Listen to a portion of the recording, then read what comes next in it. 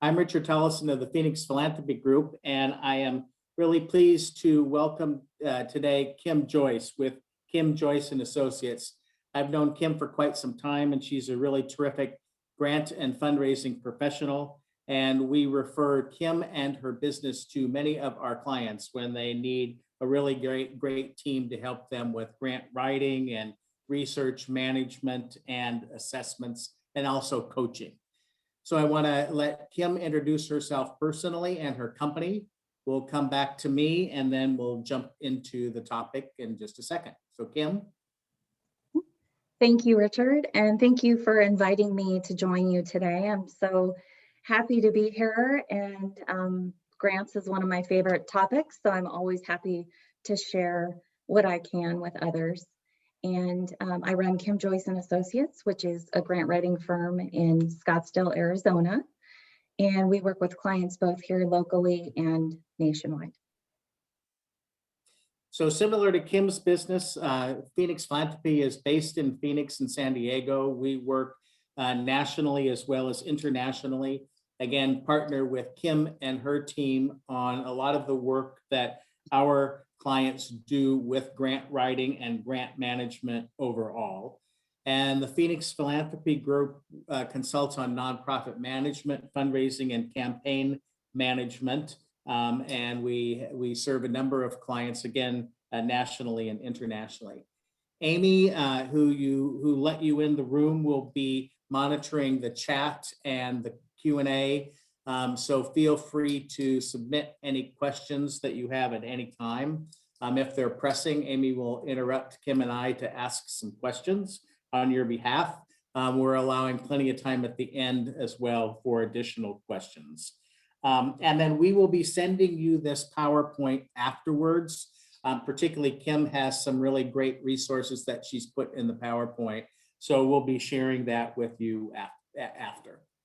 So our topic today is the key to success with institutional donors and government funders during and after COVID. And, you know, as in all of our fundraising, we know that things changed significantly in 2020.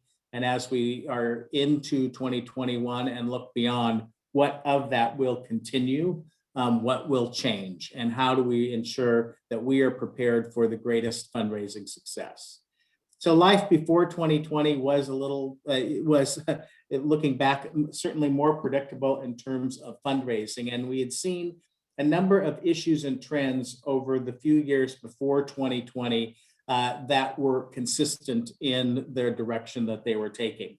So I'm going to go into some of those issues and trends that impacted us before, largely reporting from the Giving USA report. So this is the Giving USA report that we shared with many of you in 2020.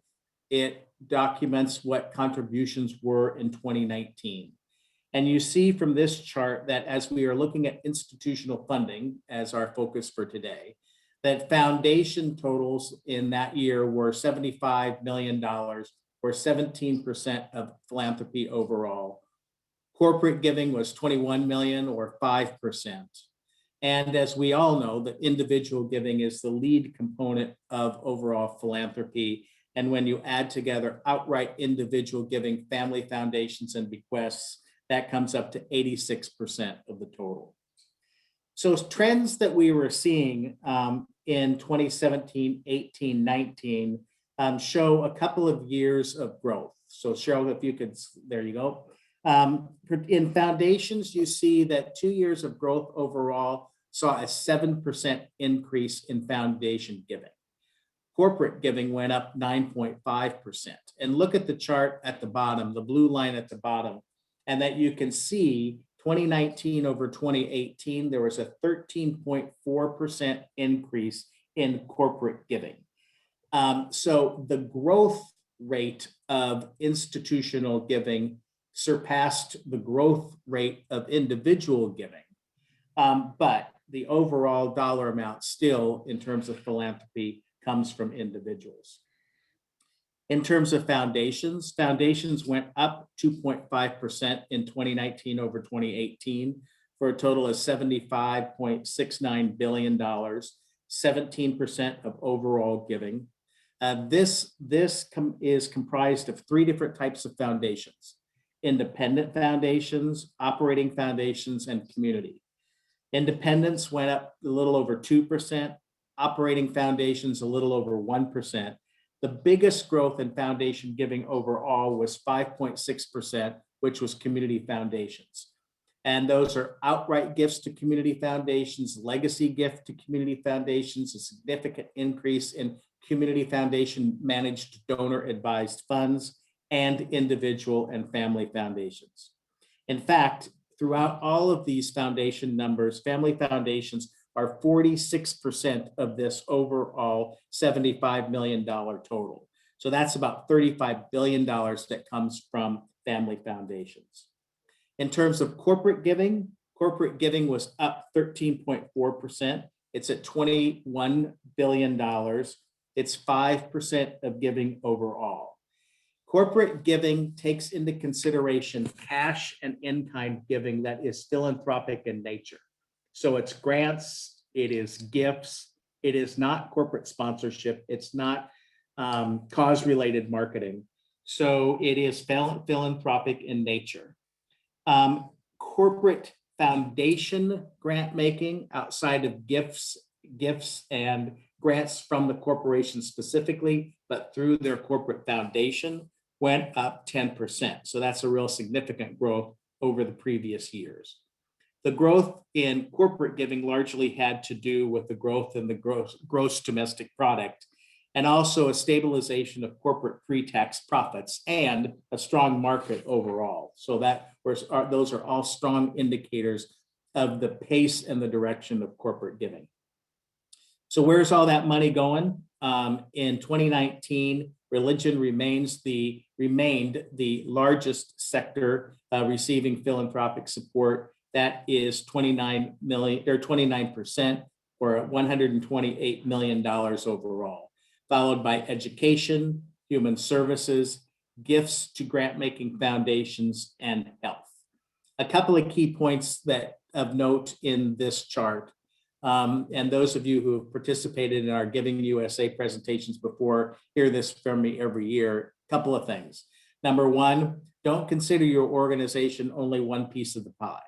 Most of your organizations will be in multiple components and therefore can tap into different sources of philanthropic revenue. And when working with people like Kim, and she's coaching you on, how to look at your grant and foundation sources, being able to look outside just, again, one piece of the pie will be critically important. And religious giving remains the largest overall, but its percentage is reducing a bit, and the pace of growth in religious giving has gone down significantly. So there are some pre-COVID issues and trends and the impact on fundraising that I wanted to talk about. Foundations, giving to and by foundations before COVID were both up. So one is an indication of a strong economy. So individuals and institutions had more money to give to their foundations, more money to allocate into their foundations or grow their foundations and therefore give away. Now, some of that is also an outcome of, and also has an impact on income and wealth inequality. There has been a significant creation of more individual and family foundations over the last number of years because, frankly, the rich are getting richer. An advice that we always have based on some of these trends and the numbers that I just told you is to get to know your local community foundation. Now, community foundations don't necessarily have a huge amount of discretionary money to grant themselves, although in COVID and relief efforts during times of COVID, they really stepped up to the plate. But they serve as, advisors and counsel to those fund holders within the community foundation. So again, those are family foundations, individual foundations, donor advised funds, and the significant uptick in those sources of giving are critically important and are managed by community foundations. And looking at your foundations as proactive partners, there are a number of foundations that we work with on a regular basis who say, come talk to us early on as you're looking at the potential of submitting a proposal to us or developing a new program or looking at growing the organization. We want to be a part of that discussion early on because one, if we're not the appropriate funding source for you, we can help direct you where you can get funding. And number two, as we want you to be successful. So if we can be with you early on and help coach you to success, that'll be helpful. So in terms of corporate giving, what we saw is that an increase in corporate pre-tax profits and an increase in corporate social responsibility agenda helped to drive some new trends and issues in corporate giving. There's been a more proactive approach to social and political issues reflected in giving and advertising and positioning.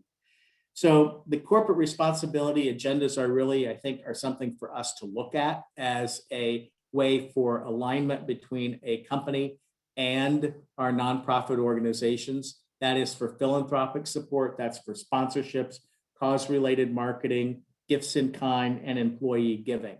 Again, what we count in Giving USA is only the philanthropic component of that, but take a holistic view and approach to relationship management with corporations overall. But it's still only 5% of the total. So in 2020, what are some key issues that we saw during the time of COVID? In some cases, corporations held onto their giving for a while because they didn't know exactly what was going to happen with revenue, what was going to happen with shareholder value and employment. So it was really pretty critically important for them to sit and wait for a while. But as we know, the market maintained great strength during 2020. And in fact, many companies and many individuals had made a lot of money during 2020. More active corporate social responsibility and response. First and foremost, the focus in on DEAI, the focus in on COVID. I think that corporations were willing to respond more to political issues. You really saw the tone of their advertising and positioning changed the closer that we got to the election, and their concern about divisiveness in the election. You saw much more kind of warm, inclusive type of advertising and positioning, which I think has a lot to say about how we can approach corporations for funding for our organizations. And in terms of foundations, there are a lot of work that happened with community response funds, particularly community foundations and United Ways. And that drove the activity and the attention of many foundations of all types.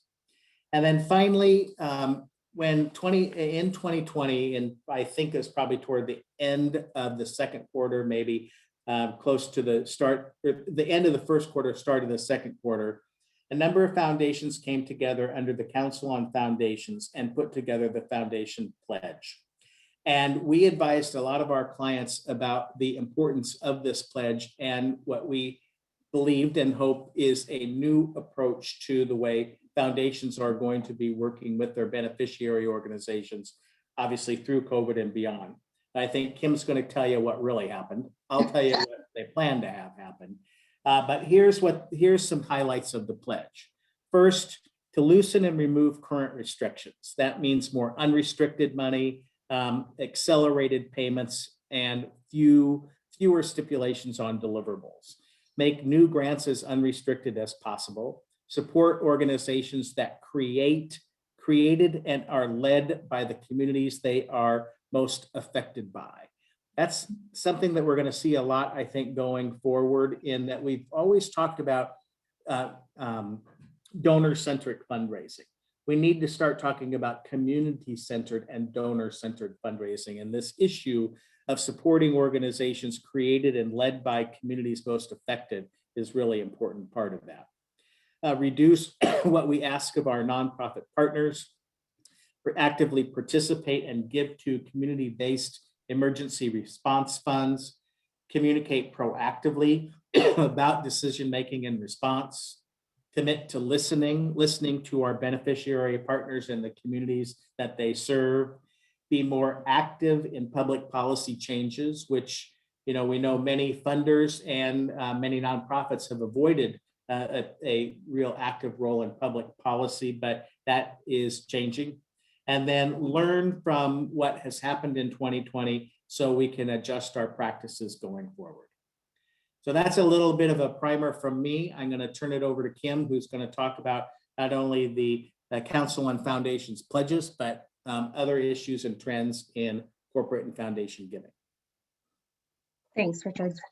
So when we saw that Council on Foundations pledge come out, we were so excited because we were hoping what that would mean would be unrestricted grant dollars and agencies really being able to use that funding where they needed to use it. And so while we did see several large foundations come aboard and really adopt those policies and really take that to heart, there were also a lot of foundations who did not. And so that was a little bit disappointing, but you know, they stuck with what they originally fund, no salaries and tight restrictions. So I think some foundations took that to heart and then some really didn't. So it's just depending on what the foundation was and who their board members were and you know what they felt they needed to do at the time. So then what we saw initially was just panic in March and April of last year. So we call that the initial COVID-19 panic. Organizations that we worked with and saw in the community either froze or they rose to the occasion and they mobilized. So some had to close, some didn't know what to do. Some really didn't have a plan. And then some really mobilized and changed their programs and figured out how they could best serve their clients. And with that, what we did was talk to the clients about really working with the foundations and calling them right away, letting them know what was going on and telling them what their needs were right away. And what we find typically when there is some kind of emergency, national disaster, or something like that, there's a small window in the very beginning where it's probably about a week or so where some funders don't really know what they're going to do yet. So the clients that talked with them right away were able to secure some funding to help with things and help serve their clients before they all got together and formed these big collaboratives. So that was a really important time, a small window in time where I had a colleague even say one of her clients reached out to a funder 2 weeks after the shutdowns and everything, and the funder said, "What took you so long?" So I think the funders are ready and waiting, and they're, you know, just waiting to help out. So the communication with funders was never more important in that initial panic. And it's really always important because we really work with our funders and we want them to know what's going on in the community, and the organizations, as much as they can share, they're better off to do that. So after that initial funding was loosely dispersed, no formal applications, there was a lot of money going out the door in those first 2 weeks. Then we saw all of these collaboratives and the large emergency funds being established. So like Richard said, here we had Arizona Community Foundation who had an emergency fund, and a lot of the local funders then came in and really got together, invested in this fund, and then there was a formal process. So if someone would go to the funders after that initial several weeks, they would say, "Here's where you go, fill out this application, this is the process." So then those were established. We saw fundraising events being canceled or rescheduled. I think that's been a very significant change over the last year. And what that meant for grants was that grants had to make up a big portion of the revenue that wasn't going to happen because events were canceled or rescheduled. And a lot of those events didn't end up bringing in as much money as anticipated because of the virtual nature. Some did really well, some didn't. And so after that, it started to become clear that grants were going to be a really huge source of revenue for organizations during the storm. So some Organizations decided to get rid of all their contractors. Some let go of their grant writers in the very beginning. And they really missed out on not having the staff and capacity there to apply for all of these grants that were coming down. Then we saw the Paycheck Protection Program. So we had a lot of clients asking for help with those applications, assistance. The EIDL loans were announced. And so there was a big push early on for many clients to get those applications in. Next slide. So after that initial panic, we saw the initial windfall. Quick funding, a lot of funding coming down, processes opening and closing so quickly. So maybe a grant would open the end of March, and by maybe 2 weeks later, it would be closed, when originally the application deadline was in May. So there was this just kind of crazy panic to get your application in, and those that got it in quickly were the lucky ones. So that was a big change during that time. Then we saw the funding come down from the PPP and the EIDL loans. So that was great for organizations because it really helped them secure their staff and know what they were going to do. We saw a lot of COVID grants coming out, and that funding was then to be used to prepare, respond, and recover. Little did we know that we would still be recovering a year later. But those specific 3 things were a lot of what was being funded.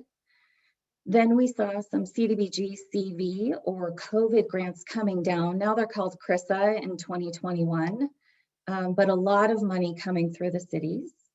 And then some higher education emergency grants coming out.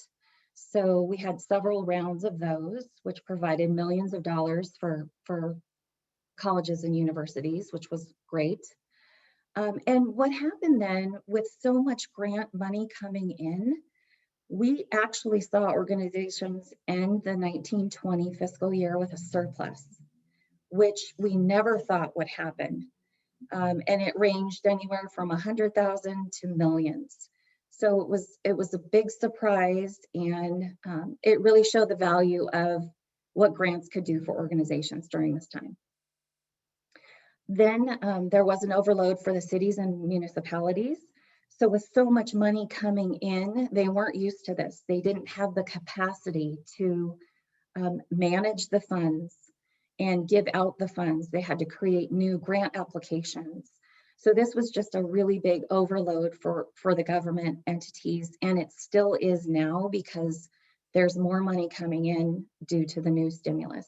And a lot of cities and municipalities haven't even really gotten out their second and third rounds of COVID funding from last year.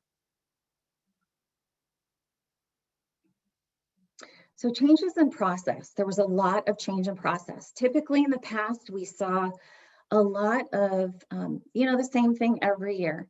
Forecasted grants coming out, government grants. We kind of knew what the funders were going to do each year. But now everything changed. So what we really had to look at was the shift in funder priorities. Those things were changing, the guidelines, the deadlines. A lot of the application questions changed themselves. There was a big shift for food, shelter, basic needs, medical care, technology for kids who were doing online school at home, travel, getting people to and from basic emergency services or medical care. And then of course, PPE was definitely a huge thing that was being funded at the time. So the due dates were changing. They would either be pushed out very far in the future. Some of the funders just paused completely. Some of the funders took all of their funding and went the medical route. So they really put a lot of money into medical services. And then forecasted dates would change for anything on grants.gov. And then again, processes were closing, which was really hard to gauge. So we would just have to get applications in as quickly as possible. And then again, grants for colleges and universities. So there was a ton of different money coming down for different things. Quick timelines, again, for application due dates, and also when funding had to be expended. So a lot of the COVID grants had restrictions on, you could go back and ask for reimbursement from a certain date, and you had to use the money by another date. So again, overload for the funders in trying to get that money out, have the grantee spend it, and then report back on it. Some of the federal grant announcements were delayed. So there was a delay in some of the money coming into organizations that had received federal grants. And then another change in process was technology. So that really was from the grant maker perspective and the grant seeker. So for the grant maker, they wouldn't have to go out and do a site visit. They could do it virtually, which was a lot easier probably for them. And coordinating with the grantees. And then some agencies still have paper applications. And so they decided to change and have them be submitted via email or an online platform, which was really nice. And then from the grant seeker point of view, they also had to really get on board with technology and being able to, through video or online tours that they put on their website so that the funders could really get a feel for what they did. And so they had to be creative with technology as well. The other thing is they really had to be diligent about getting technology to their clients so that, again, kids could have help with online learning, parents could help their children with online learning.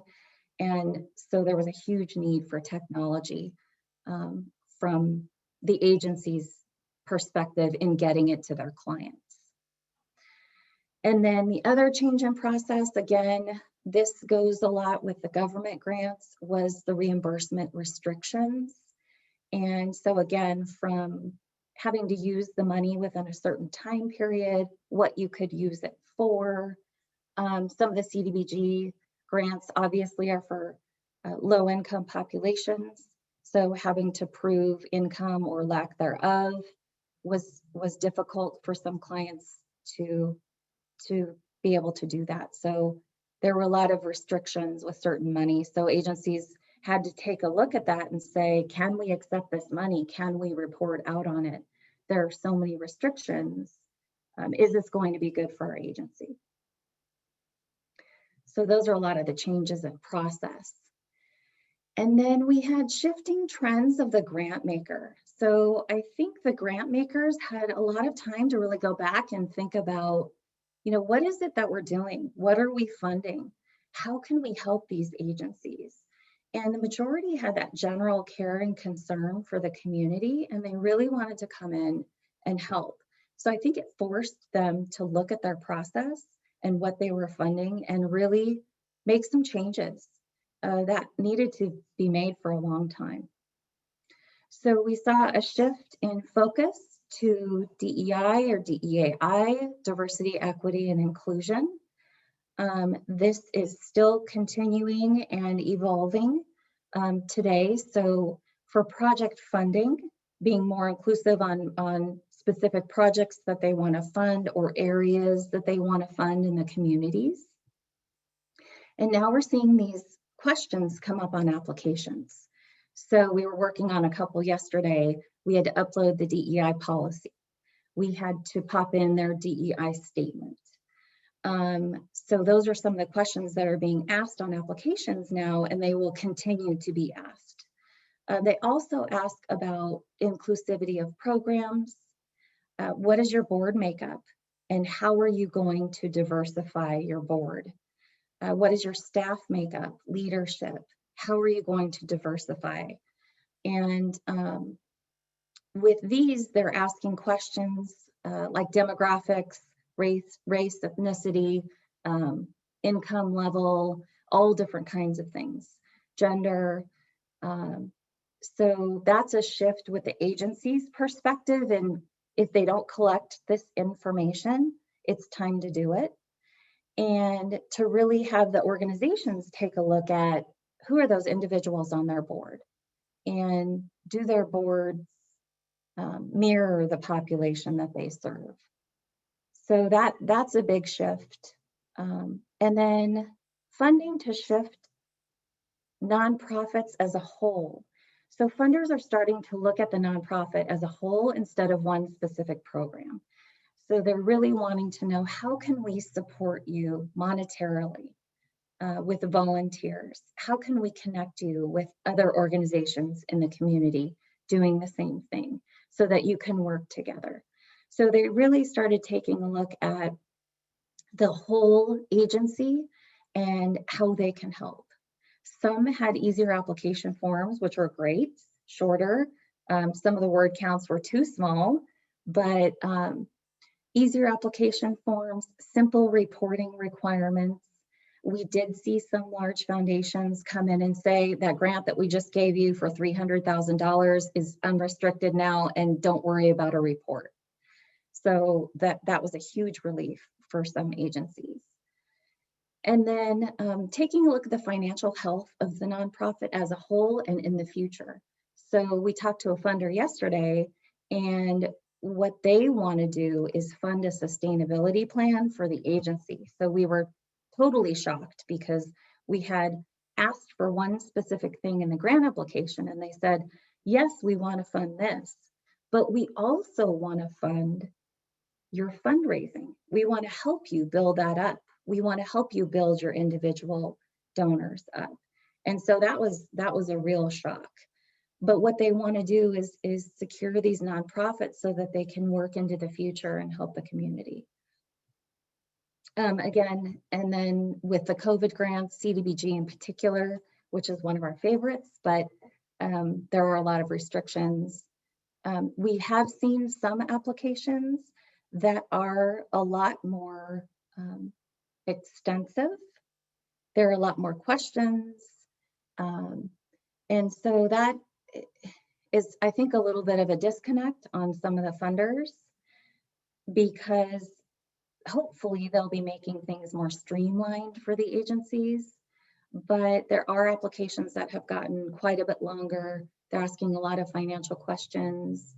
And so that's a little bit difficult on some of the applications.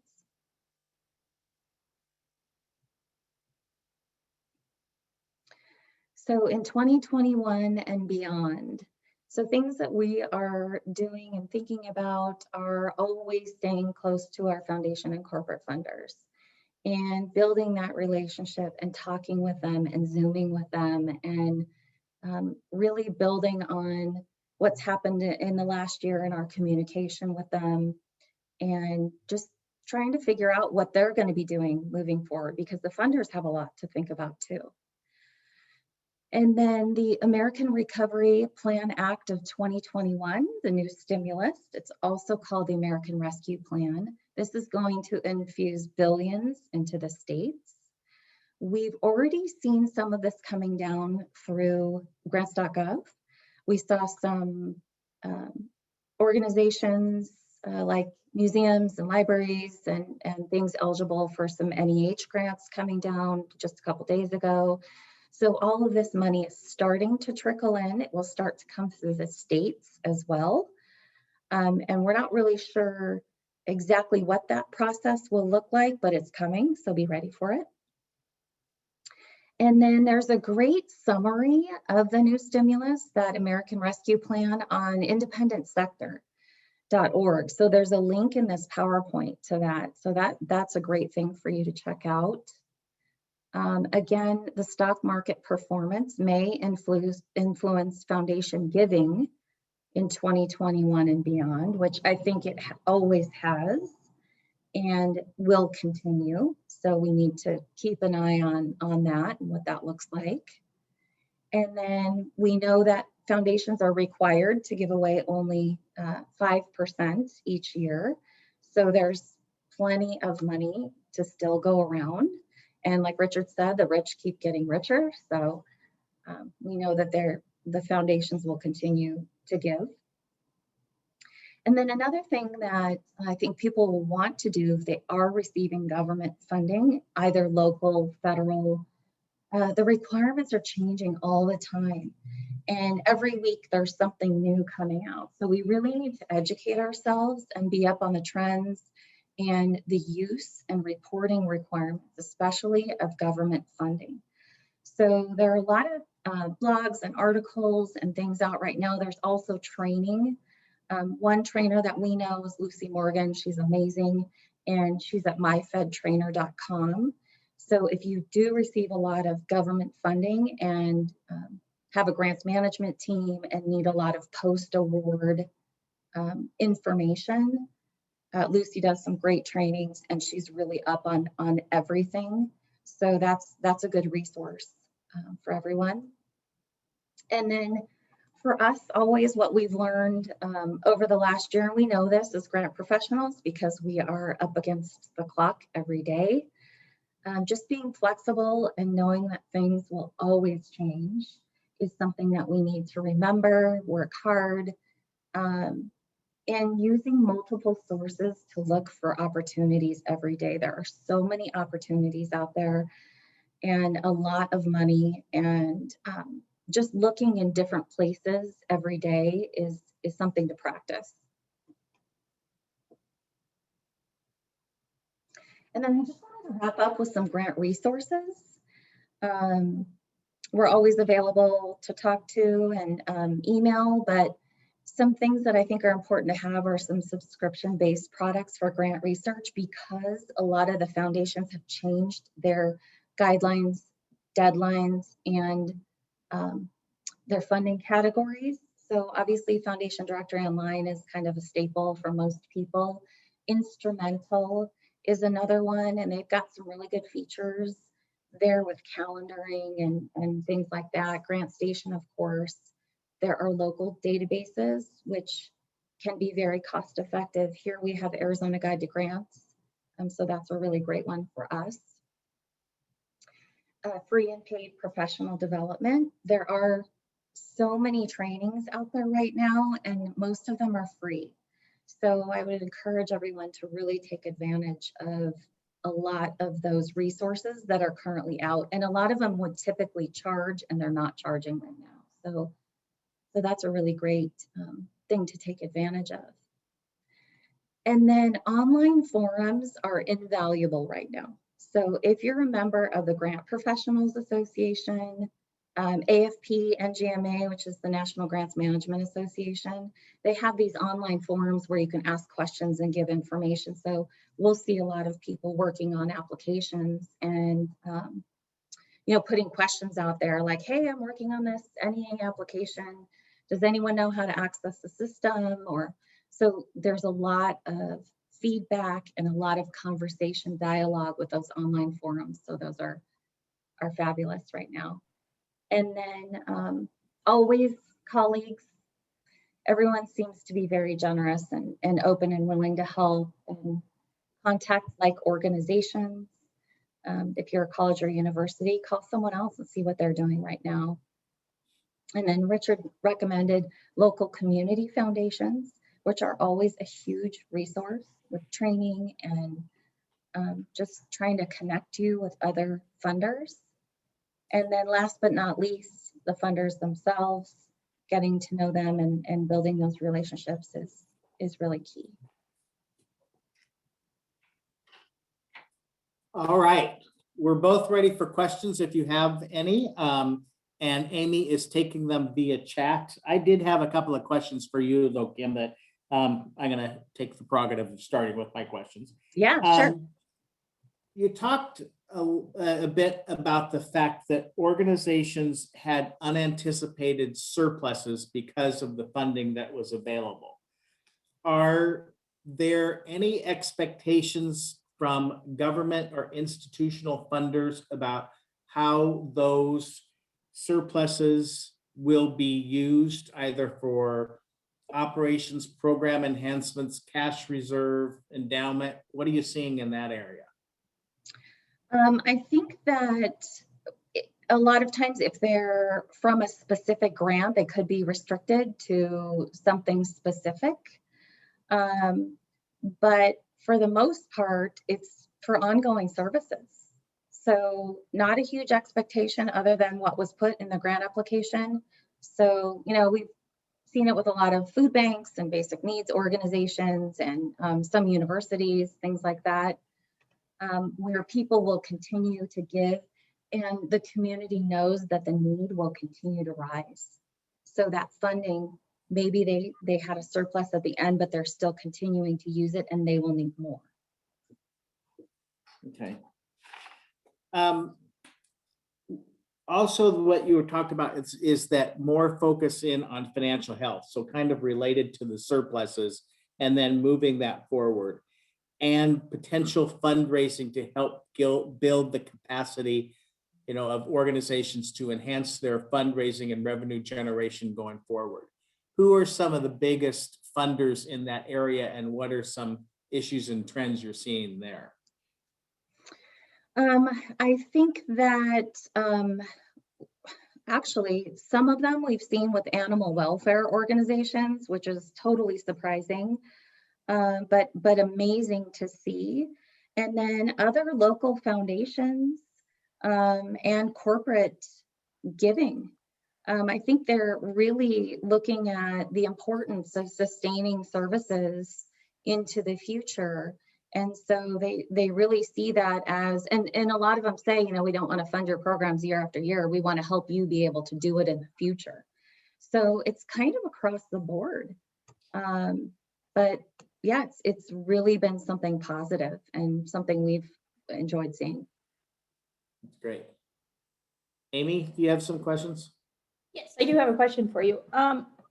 The question is, how do you open doors at foundations whose missions align with yours, but don't accept LOIs and only give to pre-selected organizations?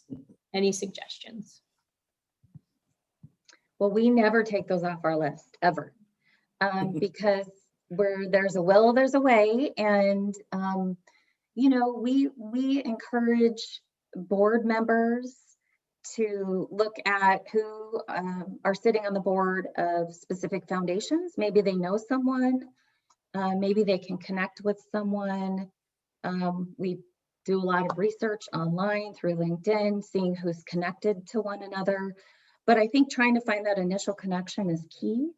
And then or reaching out to the funder, calling, emailing, and you'll be surprised how many times they pick up their phone and they want to talk and they're excited to talk to you. So we definitely try to pursue those as much as possible and never take them off our list. And we've had good luck with our clients in just, requesting a 15-minute phone conversation, or, sending an email with a couple of questions to ask. But, I would say our average is probably 60% of some type of response, and that, it's kind of like no doesn't mean no forever. It means no right now. I mean, if you can get past just the strict language about LOI and start a dialogue and discussion, that's going to open the door with that funder, or it's going to open the door for them to advise you as to other funders that you might be better aligned with. Yeah, exactly. And maybe not asking for money in that first conversation, but getting to know them. And if they're not aligned with you, that's fine. Then we say, hey, do you know anyone else that is funding what we do right now and is aligned with us? And a lot of the funders talk all the time. So a lot of times they'll have a great suggestion for you. Thank you. I just got one more. Grant applications, typically foundation grant applications, ask how your program will adapt to COVID restrictions. Do you have advice for how to make each alternative compelling? I think you have to take a look at what your program, what's been put in place, and really talk to the program staff who are running the programs, and then also leadership, and trying to figure out, what are you doing? How are you avoiding these challenges? How are you overcoming barriers? And I think funders want to see honesty right now. So if you're really honest in your applications and you are proactive and you're continuing to look to the future, I think that really shows. We also have done a lot of grant reviewing. So looking at things from the other side, you can tell who really has a solid plan and who's really being transparent. So I would encourage people to do that for sure.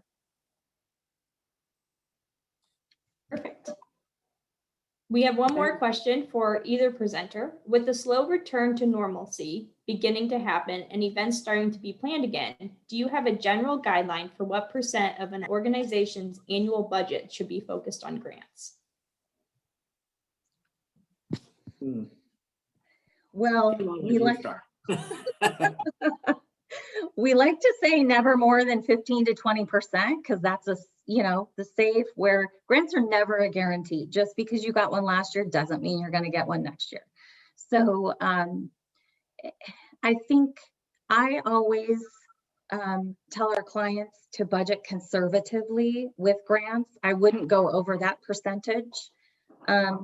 Some agencies have 50 or 60 or 70% of their revenue coming in from grants, and we advise them not to do that, to build up their other areas. But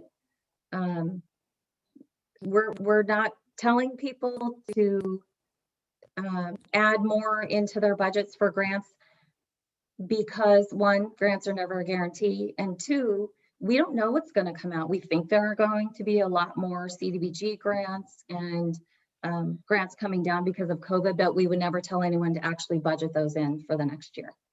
Those are frosting on the cupcake. And I would add that while we don't suggest to our clients to state any particular percentage, we're about diversification and not becoming complacent. One of the things that we saw during COVID, same thing that we saw in 2008, 2009, is a significant uptick in the number of social service clients who were approaching us about quick revenue diversification. And that revenue diversification largely had to do with moving away from grants, and particularly government grants, but to really look at a more holistic and comprehensive fundraising operation. We're seeing that again. Now, this time, I think different than 2008, 2009, is that we're seeing the need to, and we're advising our clients to look beyond traditional philanthropy, to look beyond just grants, contracts, look beyond just what had defined philanthropy before, to things like social impact investing, venture philanthropy, bridge funding, other types of funding sources that can be mixed together in a way that can address immediate needs, but also sustain you in a stronger financial position longer term. All right, one more. Do you see much funding around ESG, environment, social, and governance initiative? Some, but not as much as other areas right now. Having to deal with basic needs, food, shelter, medical, things like that. But we're watching every day and doing our due diligence. I agree with that. And I would say that if those are key things for your organization, then building the case for why that funding is needed in addition to or as a component of basic human needs is really important, because it goes to, in many cases, this whole issue of sustainability. Yeah, we do the same in trying to really ask our clients, why, if I'm the funder, why should we fund this over feeding someone? What is the importance of that? And it could be kids in education, it could be prevention services, so people don't end up homeless. I think there are ways to make compelling arguments about what you're doing, even if it's not for basic needs, because a lot of other things are being funded right now, not just those things. I think it's just conveying the importance of what you're doing. All right, and then With so much awareness on social equity, responsibility, and justice, are you seeing more scrutiny by the public, individual donors, and private foundations on what corporations and their social responsibility sponsor and/or fund your organization?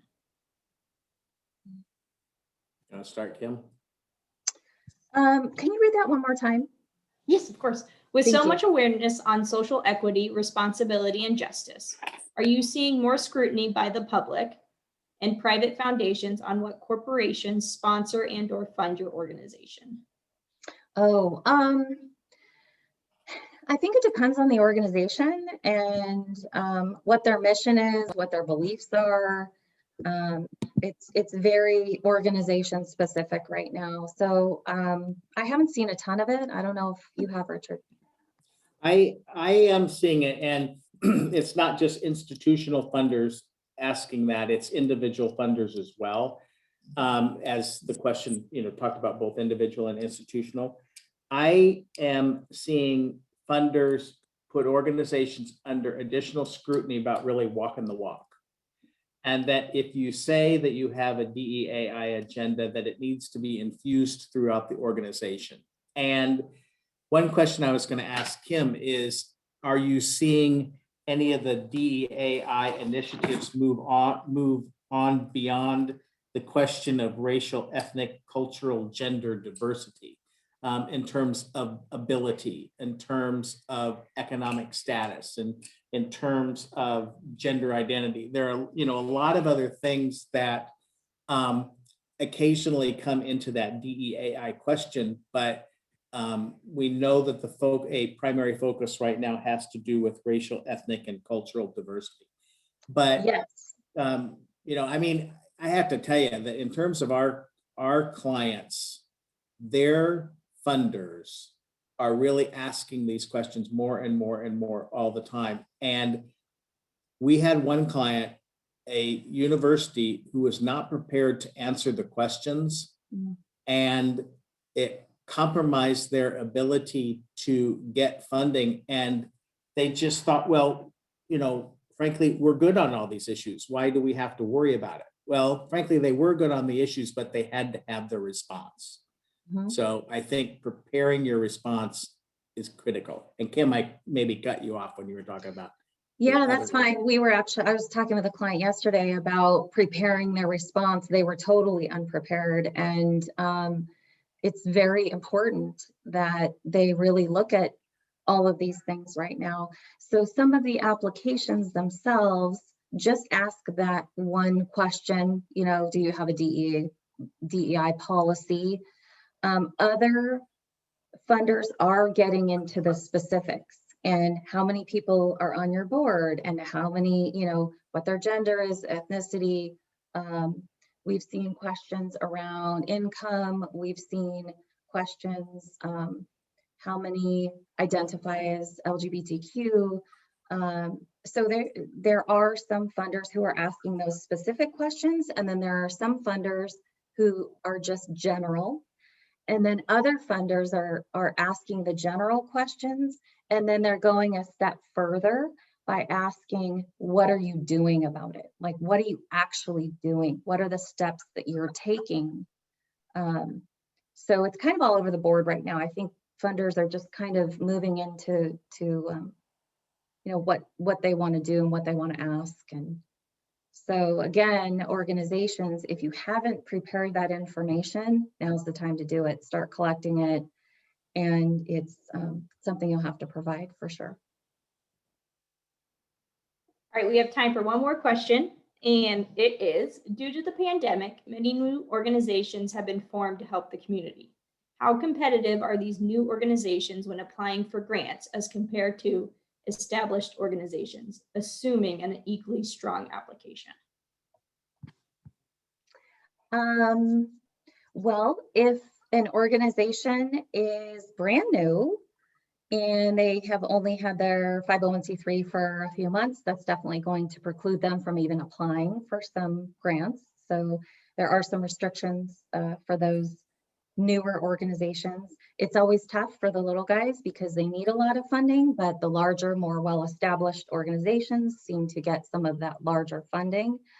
So I think that if you can find funders that are usually local foundations when you're smaller and newer, that are passionate about what you do, that's where you're going to find the money at first. So I think it may not be as competitive, may not be what you might be concerned about. It's eligibility as far as if you're eligible for things or not, being new. My part of that answer would be that for those funders, individual and institutional, that are less restrictive in the potential of funding new organizations, those new organizations need to have their sustainability plan well thought out. Because if they came on board to address issues of COVID or DEAI or whatever it may be during this time, the competitive environment for their services and for funding is pretty challenging. And they should be thinking long-term, are we going to be sustained as an independent organization? Should we merge with another organization? Is our time done? Have we addressed the issues that we need to address? And have that next stage of development or of winding down pretty well articulated as they're seeking funding. And I think that's probably it, Amy, that we probably need to move on. Thank you all.